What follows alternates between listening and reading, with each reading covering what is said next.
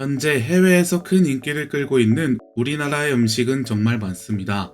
대표적인 것인 라면, 과자, 만두 등이 있는데요. 아무래도 쉽고 간편하게 섭취할 수 있는 식품들이 해외에서도 인기를 끌고 있는 것 같습니다. 이러한 것들은 한국 고유 음식이라기보다는 즉석 음식에 가까운데요. 사실 한국이라는 나라가 많이 알려지기 전까지는 한국 고유의 음식보다는 간편하고 다가가기 쉬운 음식이 더 많이 수출되었던 것 같습니다. 그런데 지금은 한국이라는 나라 자체가 많이 알려지면서 한국 고유의 음식들이 인기를 얻기 시작했는데요.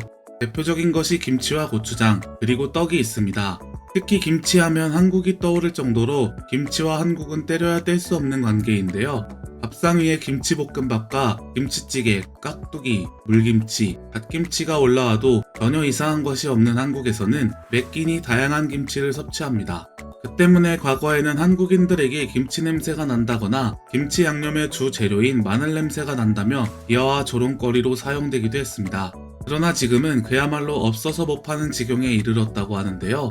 지난해 전염병이 전 세계를 강타한 시점에서는 한국의 식품은 역대 최대 규모로 수출되었습니다. 27일 관세청에 따르면 지난해 축수산물과 음료 주류를 제외한 한국 식품 수출액은 2019년보다 14.6% 증가한 42억 7,900만 달러로 역대 최대를 기록했다고 합니다. 전염병으로 인하여 집콕 생활이 늘면서 라면이나 만두, 소스류 등 간편식품이나 간편조리용 소스 수출이 는 것은 물론 한국의 고유 음식인 김치나 고추장, 된장 등 전통 발효식품 수출 역시 크게 증가한 것인데요. 김치는 37.6%가 증가했고 고추장과 된장도 각각 35.2%와 29.1%가 증가했습니다.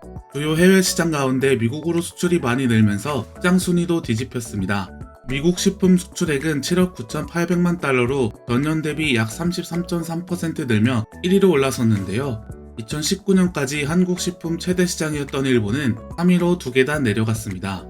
관세청에서는 이동 제한과 자택격리 장기화로 보관이나 조리가 쉬운 가정간편식의 수요가 증가하고 한국 문화 콘텐츠 인기로 한국 음식도 문화상품으로서 가치가 높아진 것이 수출을 견인한 요인이라고 분석했습니다. 이렇게 매년 인기가 높아져가는 우리의 김치를 중국은 항상 호시탐탐 노리고 있었는데요. 중국의 파오차이가 바로 김치라면서 말도 안 되는 우기기를 시전하고 있습니다.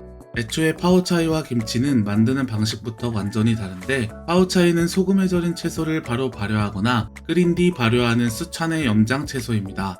김치보다는 피클에 가까운 것인데요.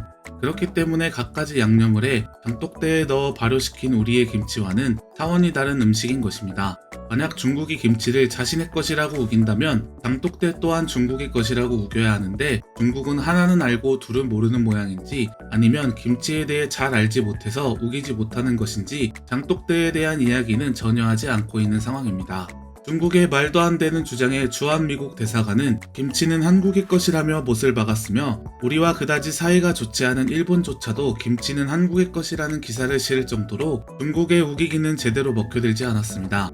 그러나 내가 가질 수 없으면 끌어내리기라도 하겠다는 것인지 작년에는 충격적인 사진을 게재했는데요. 바로 알몸을 한 중국 남성이 위생적이지 못한 물에서 배추를 절이고 있는 모습이었습니다. 이 사진은 우리나라에서도 크게 화제가 되어 아시는 분들이 많으실 것입니다. 그런데 해외에서도 이 사진은 매우 크게 화제가 되었는데요. 그래서 한국 반찬을 수입하는 비율이 약 7.7%나 감소하기도 했습니다. 이어 우리나라의 식약처에서는 해당 영상은 과거에 촬영된 영상을 악의적으로 푼 것이며 영상 속 김치는 한국에 수입되는 김치가 절대 아니라며 중국산 김치에 대한 과도한 우려를 차단했습니다.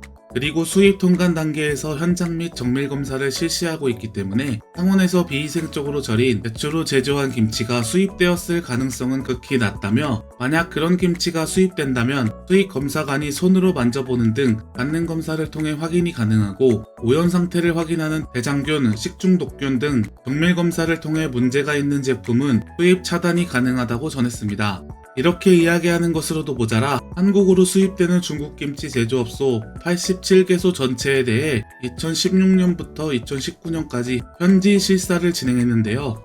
그 결과 부적합으로 판명된 8개소에 대해 수입 중단 조치를 내렸지만 문제가 된 절임 방식이 확인된 곳은 없었습니다. 이렇게 한국의 발빠른 대처로 인하여 외국에서도 김치의 인기가 다시 오르기 시작했는데요. 중국은 이 일로 인하여 김치가 세계적인 식품이 되는 것을 막으려고 했겠지만 그 타격은 세 발의 피 정도의 타격이었습니다.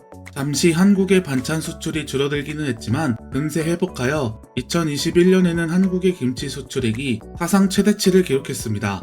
한국의 김치는 맛도 맛이지만 면역력 증진과 건강에도 좋은 것으로 알려져 있는데요. 중국이 어떠한 시비를 걸어도 꺼낼 수 있도록 우리의 문화와 음식을 더 많이 알려야겠다는 생각이 드네요. 여기까지 명리슈였습니다. 다음에는 더 좋은 영상으로 찾아뵙겠습니다.